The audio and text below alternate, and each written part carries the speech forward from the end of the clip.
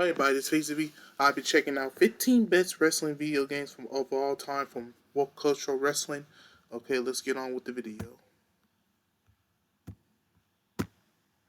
Some wrestlers right now at the top of the card got into wrestling thanks to the vast amount of video games out there. That's awesome. These titles went on quite a journey too, because before they did start matching what was happening in other sports with a singular franchise, we used to get unique games per console.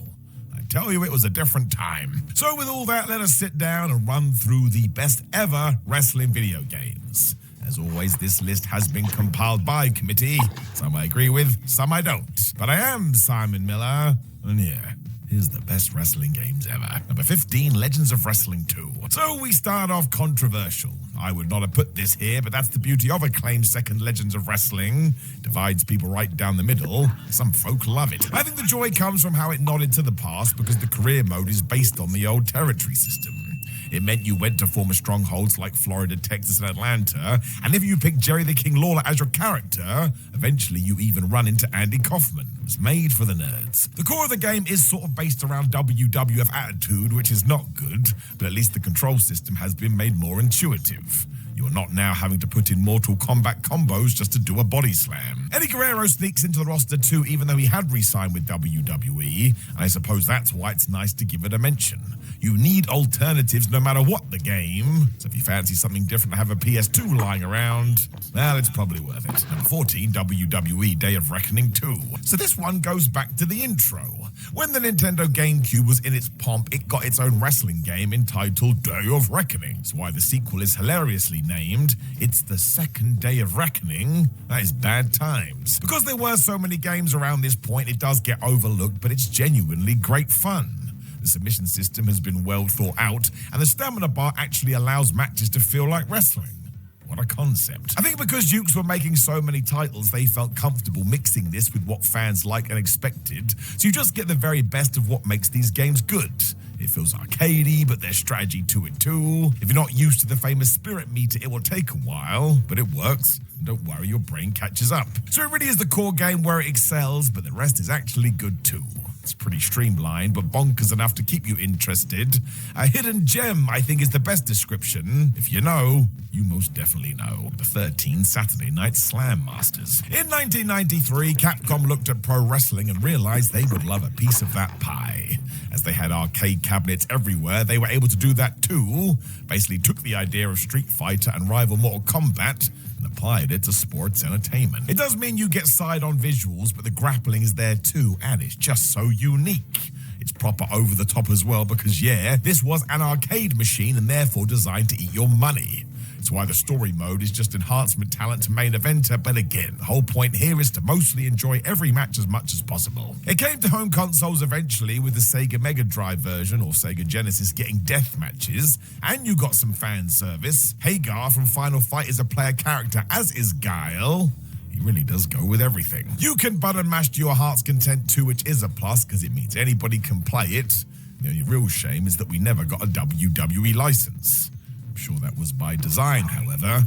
Imagine the cost. It all means you can be a wrestling fan or a fighting game fan and get something from it. So basically, surprise, surprise, in the early 90s, Capcom knew what they were doing. Number 12, WWF WrestleFest. When it came to the World Wrestling Federation games at this time too, you do not have to worry because they were still fine. In 1991, they released WrestleFest, and everybody loved it. Much like the above, you could mash buttons for joy or actually sit down and learn how it works, and that's the true brilliance. It can be an arcade experience, or it can be something more. The presentation is also awesome, although that likely doesn't come across today. Before this, though, we had WrestleMania on the NES, and look at the contrast between games. It's like Christmas had arrived in your eyes. You also had snippets from commentary, which was crazy, and so many wrestlers to choose from. Throw in the color palette you were looking at right now and just how fun it was to play.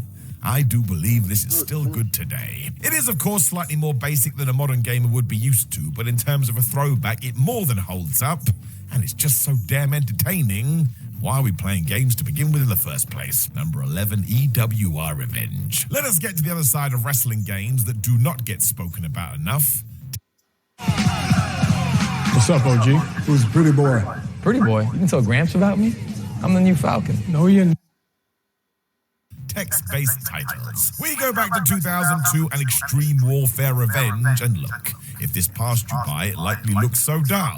If you got involved, you know how addictive it was, however. I suppose it's a bit like how people feel about Football Manager. These type of games are still out there, mostly with the TEW franchise, and yeah, everything about it is unofficial. Promotions, wrestlers, nicknames, it's all fictional, but thanks to download packs, you can customize it to your heart's content. From there, it's totally up to you, so you can choose WCW in 1993 or Vince McMahon before the Attitude Era, and just try and make your company work. You have to deal with backstage politics, TV ratings, pay-per-view buy rates, and all the other things angry wrestling fans shout about, but it all affects your playthrough. If you can't handle it, you'll go out of business. You have to use your imagination like many of these sim experiences, but if it's your bag, you can play this forever. It's as close as any of us will get to running a real promotion. It's definitely worth checking out if you've never dipped your toe into.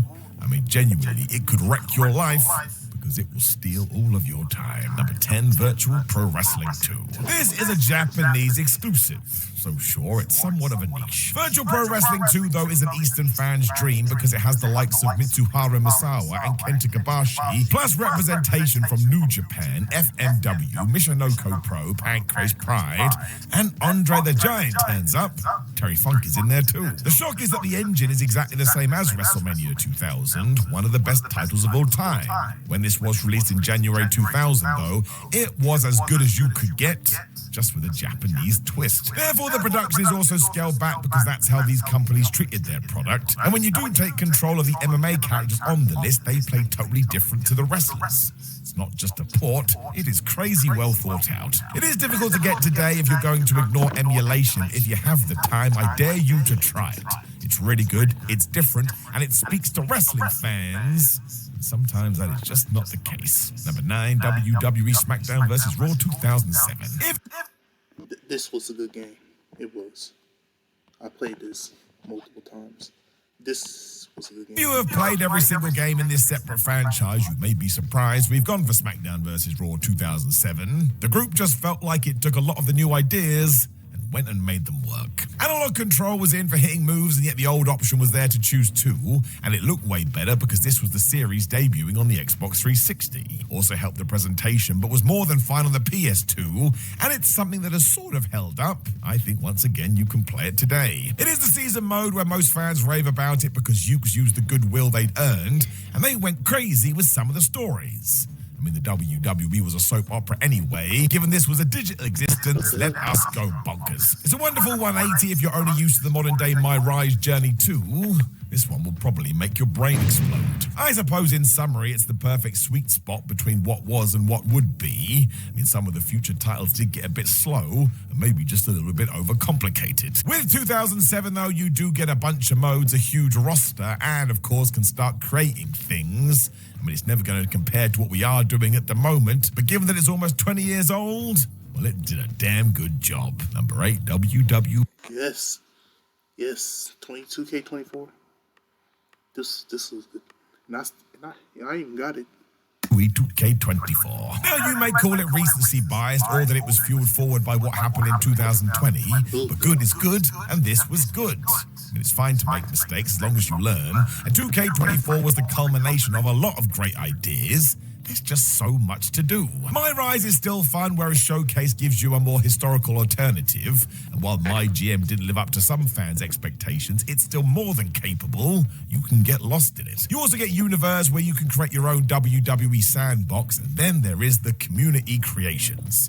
My gosh, there's almost literally anything you can think of. It is truly incredible and a work of art. The gameplay is a refined experience of what 2K has been working on as well, and the only info you actually need is that it is super duper fun. When you get some friends round on the same sofa, I tell you, there are a few games that are better. Those 1-2-oohs hit hard. I just think it has to be mentioned from an overall product perspective, because if nothing else, what can't you do? It really is very well done, and if this is the template for the future, well, we're gonna be in damn good hands. Number 7, Fire Pro Wrestling returns. Or Fire Pro Wrestling X on the SNES. I don't want to get into it here, only you can decide, it's your brain. With Fire Pro Wrestling Returns, though, it's the gameplay that wins, which is always the way with this series. You do have to learn it to get the most out of it, because despite its retro visuals, you can dig in deep here. It's pretty damn great. That is the same with the customization, which is also just such a deep dive. There will be some figuring out with it, but when it does click, you can basically have any wrestler or promotion you've ever thought of. Do not forget, in terms of what we're talking about here, this was before the 2K titles and fans lost their minds. We may as well switch to number 6 here before we talk about the gameplay, because yeah, number 6, Fire Pro Wrestling World. Now on release, this wasn't reviewed like an all-timer. I think it's because the hardcore fans felt like it was too accessible, but in terms of ranking games, well, it sort of makes it better. The creator options, once again, you can download on Next Level, because just think of a wrestler or logo right now. Put it in your brain, and that's right. They're waiting and look like they were part of the final game. AJ Styles. With Verizon, you could save big on all your favorite entertainment. That community is second to none. This is where we shall get into the gameplay, because yes, it that the totally Hardy rules, but let's just hit repeat. You do have to learn it. The isometric camera and grappling system is going to confuse your mind, but nothing good worth having came easy. Once you do allow it to get in there, though, there is no going back. It will change your life, and some of the matches you can put on, I tell you, is damn ridiculous. The Handheld Warrior story is so Japanese, it stands out a mile, and it's just an awesome entry into a historic series. It's not going to be for everyone, but it is considered heroic to those that do love it. Listen, if you are into wrestling games, I'm sure you've heard of Fire Pro Wrestling. There's a huge reason for that. It is a near perfect alternative. Number 5, WWE SmackDown Shut Your Mouth. There was a slight worry before Shut Your Mouth's release, because the previous entry, Just Bring It, wasn't as good as fans had hoped. Didn't actually matter, because in 2002, THQ and Ukes came out a swinging. The core gameplay still rules, but wrestlers sell moves so well, you can actually treat it like a match, and the story mode is way better. It actually had depth this time, and actually when you put it into a box, I would call it an all-timer. Honestly, it's so good. It also tied into what you were seeing on the TV, as you had Draft and new superstars would debut on WWE Heat, and, dare I say it, it was actually funny. That could be the best part about these games. They didn't take themselves too seriously, and that was to its benefit. It's another one that you can still play today and enjoy, and once again, I'm just going to shout at you and tell you about the multiplayer experience. When you did have a bunch of friends round, man, you could make memories for life sitting down with this. It could just be so ridiculous in the right way. I don't think it's actually ever going to age. Number 4, WCW vs. NWO Revenge. So I don't even know where to begin. You have no idea how excited I was for this when I was fresh out the womb. WCW vs. NWO World Tour had opened a lot of people's eyes to what a wrestling game could be, but it was limited. The success was obvious, though, which is why Aki Corp returned with WCW vs. NWO Revenge. My gosh, it was incredible. This was less than a year later, which proved they did have a plan. This is the best WCW game ever. That's sort of unfair because its competition is mostly awful, but forget that. Revenge is a top-draw gaming experience in its own right. It looked great for the time, and I do believe the gameplay is actually timeless. It's another one that still holds up today, and the moves feel like they ruin your opponents. When you hit a finisher, sheesh, it's like you broke bones. The momentum system also meant you were only a short sequence away from making a comeback, and on occasion, you could hit your finish seconds in and win. Revenge also had button mashing down to a T, and the whole game was just cool. It reflected what was happening in reality because World Championship Wrestling had pulled ahead in the Monday Night Wars. It is without a doubt a legend of the genre, and I tell you I will remember it forever. Number 3, WWF WrestleMania 2000. It is the forever chat, at least in my life. Do you pick this or No Mercy?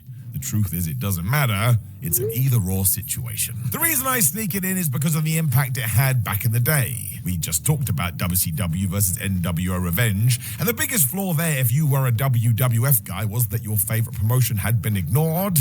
No more. WrestleMania 2000 took all those ideas and built your Attitude Era superstars in, and it was the best. It was such an improvement from games like Warzone, which flattered to deceive, to say the least, and the sheer depth here. It felt like it had everything, including a massive roster.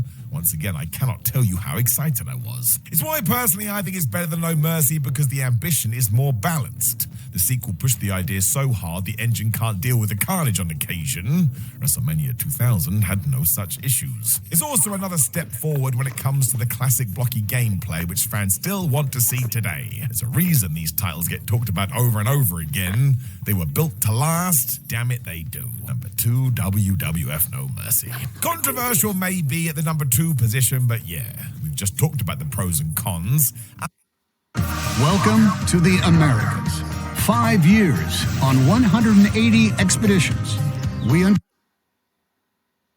I do get it though. THQ just threw it all at No Mercy to the point it's going to be beloved forever. This even had ladder matches, which in 2000 felt like a dream, but it's the ebb and flow why it flies. When it all clicked, everything did feel like a wrestling match, because you'd be up, you'd be down, the action could increase from nowhere. There was this feeling of never knowing who was actually going to win. The story mode is wonderfully unhinged, even if Stevie Richards becomes a WrestleMania main eventer. And then, here we go again, there was the multiplayer. You couldn't have more fun back in the day or right now. It was the best. It went on to become one of the best-selling N64 games ever, and that's because it went further than wrestling fans. I think it was down to the challenge No Mercy could offer too. If you did increase the difficulty, this became a puzzle to defeat. All you need to know is that people are still playing this regularly right now. And when you do walk down the emulation path, it's a damn well 10 out of 10 perfect experience. Number 1, SmackDown, Here Comes the Pain. So of course you could interchange this with WWF No Mercy, but we put it here because Here Comes the Pain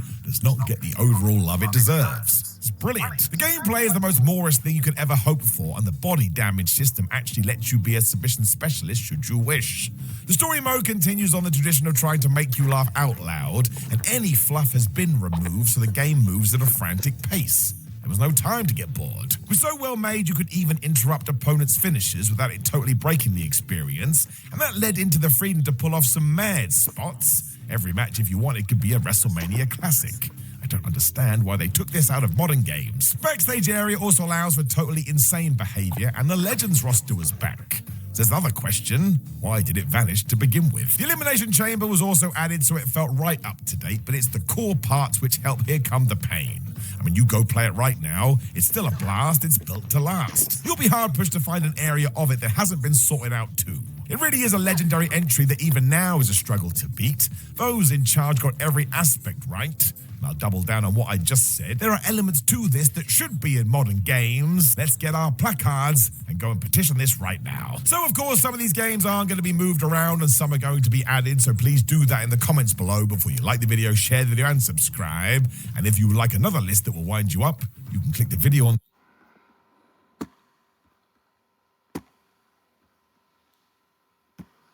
Hey, good video by World Culture Wrestling. Yeah, my wrestling video games are currently 2K25, 2K24, and SmackDown vs. Raw 2007. Yeah, those are my 3 favorite wrestling games. Yeah, don't forget to like, comment, subscribe. See y'all.